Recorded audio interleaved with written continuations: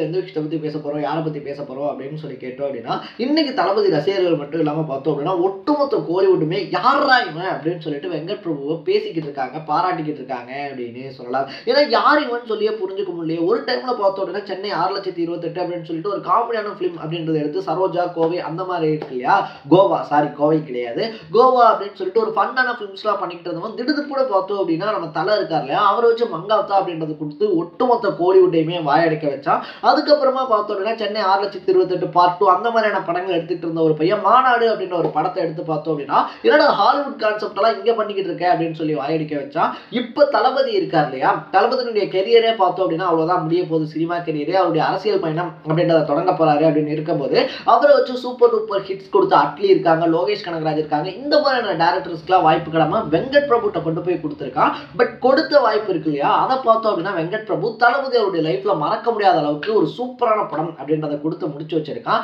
யாருதான் இந்த பையன் அப்படின்னு சொல்லிட்டு வெங்கட் பிரபுவை பத்தி எல்லாரும் பேச ஆரம்பிச்சிருக்காங்க. ஸோ இந்த கேள்வி நமக்குள்ளேயே கண்டிப்பா எழுந்திருக்கும் இல்லையா, யாருதாப்பா சாமி நீ, உனக்குள்ள இவ்வளோ டேலண்டா, எவ்வளோ நூவு இவ்வளோ டேலண்டா வஸ்துனாவு அப்படின்னு சொல்லிட்டு. ஸோ நம்ம இன்னைக்கு இந்த வீடியோல வெங்கட் பிரபு கடந்து வந்த பாதையை பத்தி தான் பார்க்க போறோம். ஸோ இன்டர்வியூஸ்லாம் பார்க்கும்போது பார்த்தோம் அப்படின்னா வெங்கட் பிரபு செம்ம ஜாலியா இருக்காரு இல்லையா, எந்த ஸ்ட்ரெஸ்ஸுமே இல்லாம இருக்காரு இல்லையா அப்படின்னு சொல்லிட்டு நமக்கு தோணும். எவ்வளவு ஜாலியா இருக்கான் பாரு மனுஷன் அப்படின்னு சொல்லிட்டு.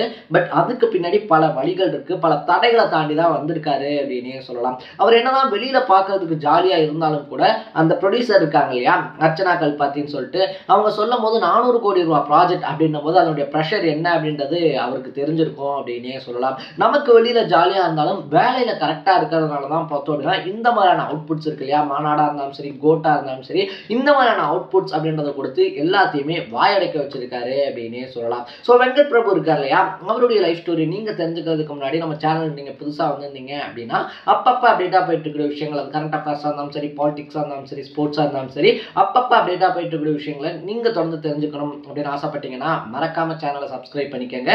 ஃபர்ஸ்ட் ஆஃப் ஆல் வெங்கட் பிரபுவோட லைஃப் ஸ்டோரி எப்ப ஸ்டார்ட் ஆகுது அப்படின்னு சொல்லி பார்த்தோம்னா கிட்டத்தட்ட ஒரு 49 வருஷத்துக்கு முன்னாடி 1975 தான் பிறக்கிறாங்க. அப்பாவை பத்தி நம்ம இன்ட்ரடக்ஷன்லாம் தர வேண்டிய அவசியமே கிடையாது. தமிழ்ல எக்கச்சக்கமான பாடல்கள் இருக்கு இல்லையா, சினிமா பாடல்கள் எழுதின கங்கை அமரன் தான் அவங்களுடைய அப்பா அப்படின்னே சொல்லலாம். ஸோ அப்படி ஒரு குடும்பத்துல பிறந்தவருக்கு பார்த்தோம் அப்படின்னா சின்ன வயசுல வந்துட்டு ஆக்டர் ஆகணும் அப்படின்ற ஆசை தான் இருக்கு. சினிமா பின்புலம் அவங்களுக்கு எந்த அளவுக்கு இருக்கு அப்படின்னு சொல்லி நமக்கு தெரியும். அதனால பார்த்தோம் அப்படின்னா ஏப்ரல் மாதத்தில் அதை தாண்டி பயணங்கள் முடிவதில் இந்த மாதிரி படங்கள்ல சின்ன சின்ன கேரக்டர்ஸ் அப்படின்றத கொடுக்குறாங்க. இதுக்கப்புறமா பார்த்தோம்னா சமுத்திரக்கனி இருக்கார் இல்லையா, அவர் இயக்குன உன்னை சரணடைந்தேன் அப்படின்ற படத்துலையும் நடிக்கிறாரு. ஸோ அந்த படம்லாம் நடிச்சு முடிச்சதுக்கு அப்புறமாவும் பார்த்தோம்னா நம்ம எல்லாருக்குமே வெங்கட் பிரபு இருக்கார் இல்லையா, அவர் சின்ன சின்ன கேரக்டர்ஸ் பண்ணாங்க. இன்னும் சொல்ல போனா சிவகாசி கூட நம்ம தளபதி கூடயே நடிச்சிருப்பாரு. இந்த மாதிரி தான் தெரியும். பட் வெங்கட் பிரபுக்குள்ள பாடுற திறமையும் இருக்கு அப்படின்னு சொல்றாங்க. யுவன் சங்கர் ராஜா, கார்த்திக் ராஜாலாம் இருக்காங்க இல்லையா, அவங்க எல்லாம் வந்துட்டு டம்மியா ரிஹர்சல்ஸ் பண்ணும்போது அதுக்கான அந்த லிரிக்ஸ் வந்துட்டு டம்மியா பாடுவாங்க இல்லையா, அதை வெங்கட் பிரபு தான் பண்ணி கொடுப்பாரு அப்படின்னு சொல்லப்படுது. என்னதான் வந்து நடிப்பு, பாடல் இதுலலாம் இன்ட்ரெஸ்ட் இருந்தாலும் கூட டைரக்ஷன் தான் நம்மளுடைய இது அப்படின்னு சொல்லிட்டு அவர் தேர்ந்தெடுக்கிறாரு. அதை தேர்ந்தெடுத்ததுக்கு அப்புறமா பார்த்தோம் அப்படின்னா 2007 தான் அவருடைய முதல் படம் அப்படின்றது ரிலீஸ் ஆகுது. முதல் படமே பார்த்தோம் அப்படின்னா ஒரு ஃப்ரெஷ்ஷான கான்செப்ட், இன்னும் சொல்ல போனா ரொம்ப சிம்பிளான ஒரு கான்செப்ட் அப்படின்னே சொல்லலாம். சென்னை 6,28,000 நம்ம யாருமே மறந்துருக்க மாட்டோம். சென்னையை பொறுத்த மட்டும் கிடையாது, ஊருக்கு வந்துட்டு பார்த்தோம் அப்படின்னா ஒரு 10 டீம் இருப்பாங்க. பேட் எடுத்துட்டு வந்து நான் கிரிக்கெட் விளையாட போறேன் அப்படின்னு சொல்லிட்டு அப்படி இருக்கக்கூடிய சென்னை சாஃப்ட்ஸ் அப்படின்ற ஒரு டீம், அவங்க அந்த 11 பேர் இருக்காங்க இல்லையா, அந்த 11 பேரோட லைஃப் என்னென்ன மாதிரியான டிஃப்ரெண்ட் குள்ள போகுது. அதுலயே பார்த்தோம் அப்படின்னா ஃப்ரெண்டோட தங்கச்சியை லவ் பண்ணக்கூடிய ஒரு ஹீரோ அப்படின்ற மாதிரி எக்கச்சக்கமான விஷயங்கள்.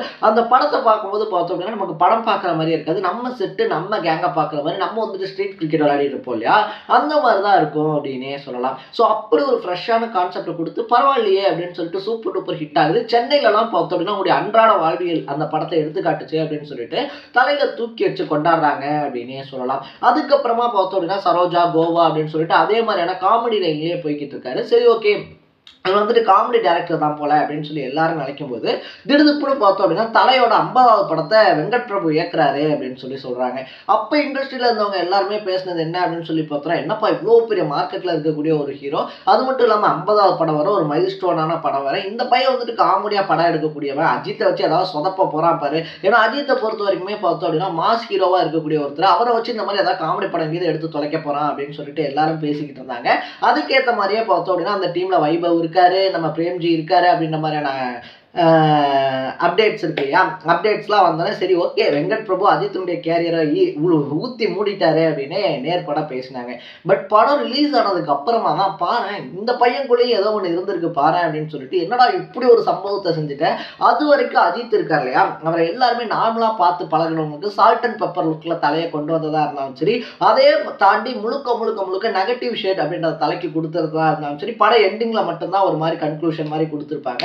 அது வரைக்குமே பார்த்தோம் அப்படின்னா ஒரு நெகட்டிவ் ஷேட்ல மிரட்டி விட்டுருந்தாரு அப்படின்னே சொல்லலாம். சரி ஓகே, இதுக்கப்புறமா பார்த்தோம் அப்படின்னா எந்த ஒரு பெரிய ஹீரோவா இருந்தாலும் வெங்கட் பிரபு நம்பி படம் கொடுப்பாங்க அப்படின்னு சொல்லி ஒரு கான்செப்டும் பேசப்பட்டுச்சு.